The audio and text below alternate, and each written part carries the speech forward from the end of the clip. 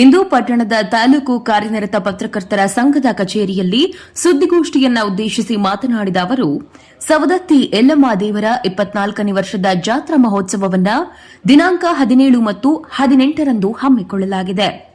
17ರಂದು ವಿವಿಧ ಪೂಜಾ ಕೈಂಕರ್ಯಗಳು ಜರುಗಲಿದ್ದು, 18ರಂದು ಸವದತ್ತಿ ಯಲ್ಲಮ್ಮ, ಶ್ರೀ ಆಂಜನೇಯ ಸ್ವಾಮಿ, ನಾಗಮಂಗಲದ ಗ್ರಾಮ ದೇವತೆ ಶ್ರೀ ಬಡಗೂಡಮ್ಮ ದೇವರ ಉತ್ಸವ ಜರುಗಲಿದ್ದು, ಮಂಡ್ಯ ಹಾಗೂ ನಾಗಮಂಗಲ ತಾಲೂಕಿನ ಸಾರ್ವಜನಿಕರು ಭಾಗವಹಿಸಿ ದೇವರ ಆಶೀರ್ವಾದ ಪಡೆದುಕೊಳ್ಳಬೇಕು ಹಾಗೂ ನೆರೆದ ಭಕ್ತಾದಿಗಳಿಗೆ ಪ್ರಸಾದ ವ್ಯವಸ್ಥೆಯನ್ನ ಕೂಡ ಮಾಡಲಾಗಿದೆ ಎಂದರು.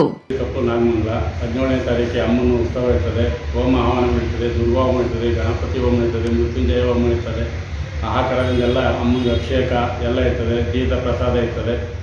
ಸಾಯಂಕಾಲ ಆದ ನಂತರ ಬಡಗುಳಮ್ಮ, ಉಪ್ಪರಳ್ಳಿ ಆಂಜನೇಯ, ಯಲ್ಲಮ್ಮ ಮೂರ್ತಿಯವರು ಕೂಡ ಸೇರ್ತದೆ.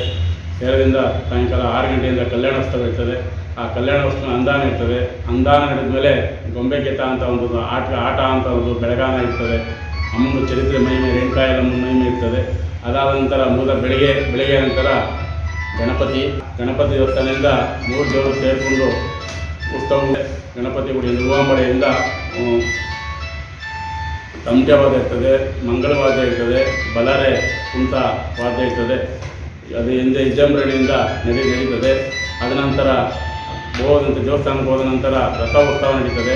ರಥೋತ್ಸವ ಆದ ನಂತರ ಅಂದಾನ ಆಗ್ತದೆ. ಎಲ್ಲ ಸರ್ವ ಭಕ್ತಾದಿಗಳು ಬಂದು ಸಹಕರಿಸಿ ಎಲ್ಲರೂ ಕೂಡ ಎಲ್ಲ ಯುವಕರು, ಎಲ್ಲ ಗ್ರಾಮಸ್ಥರು, ಅಕ್ಕಪಕ್ಕ ಗ್ರಾಮಸ್ಥರು, ನಮ್ಮ ಬದರಿಕೊಪ್ಪ ಗ್ರಾಮಸ್ಥರು, ನಾಮಂಗಲ ಜನತೆ, ಮಂಡ್ಯ ಜನತೆ ಎಲ್ಲರಿಗೂ ನಮಸ್ಕಾರ ಮಾಡಿ ಎಲ್ಲರೂ ಸಹಕರಿಸಬೇಕು ಅಂತೇಳಿ ವಿನಂತಿ ಮಾಡ್ತೀವಿ. ತರುಣ್ ಕುಮಾರ್, ಚಾಮುಂಡಿ ನ್ಯೂಸ್, ಮಂಡ್ಯ.